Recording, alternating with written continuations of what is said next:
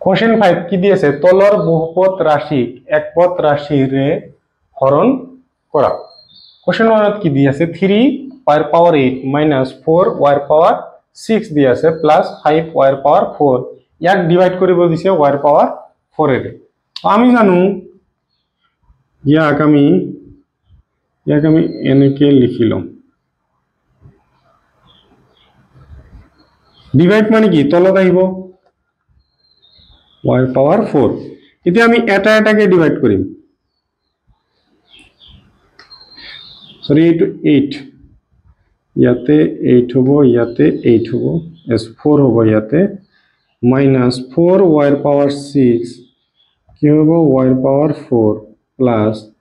5 y এর পাওয়ার 4 ইয়াতে আহিব y এর পাওয়ার 4 সো এইটো পাওয়ার কি হয় আমার ফর্মুলা আছিল a power m divide a power n কি হয় a এর পাওয়ার m মাইনাস n তো এইটো ডিভাইড হই আছে না নাই তেনালে আমি কি লিখিম y এর পাওয়ার 8 মাইনাস 4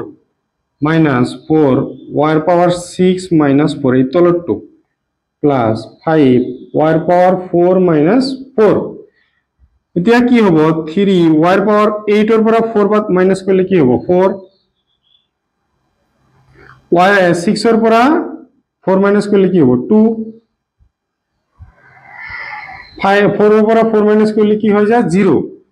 নেক্সট ইয়াতে লিখিলো 3 y এর পাওয়ার 4 minus 4 y square plus 5 so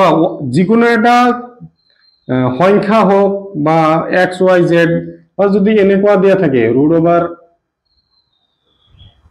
8a b c ইয়ার উপরে তো যদি 0 দিয়া থাকে ইয়ার মানও 1 হয়ে যায় তাহলে y এর পাওয়ার 0 মানে কি হবো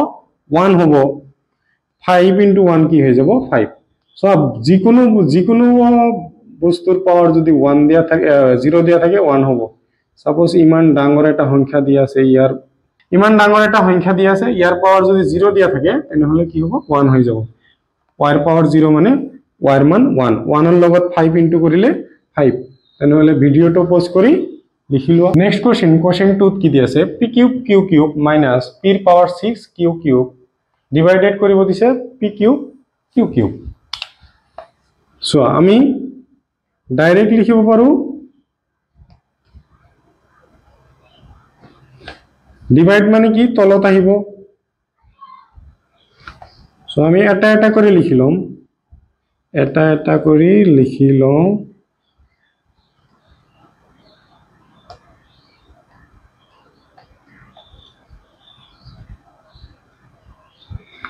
সো p এর পাওয়ার 3 আমার ক্যান্সেল হয়ে গেল q এর পাওয়ার 3 ক্যান্সেল হয়ে গেল থাকিল কি মান 1 মাইনাস ইয়াতে সব p এর পাওয়ার 3 ইয়াতে কি হয় মাইনাস হয় 6 এর পৰা 3 মাইনাস হবে থাকিল কি মান 3 আর কিউব ক্যান্সেল তেন হলে p এর পাওয়ার কি মান থাকিল 3 থাকে ভিডিওটো পজ কৰি লিখিলো क्वेश्चन 6 ত কি দিছে হৰণফল নিৰ্ণয় কৰিব দিছে क्वेश्चन 1 ত দিয়া আছে 10x - 25 ডিভাইডেড কৰিব দিছে 25 -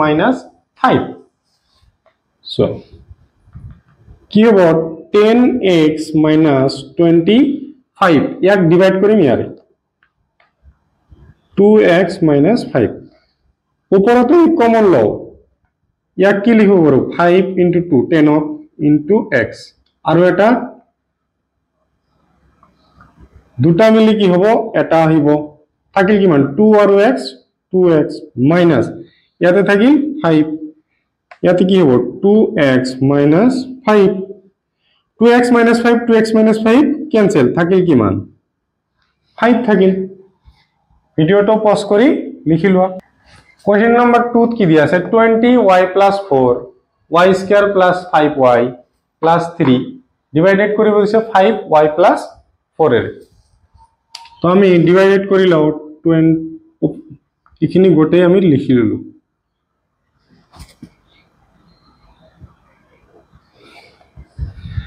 এটো ডিভাইড মানে কি তলত আহিব 5y + 4 আহিল y + 4 ক্যান্সেল 5 20 এর মাজত কিমান বার যাব 4 বাৰ তেনেহলে থাকি হল কি 4y plus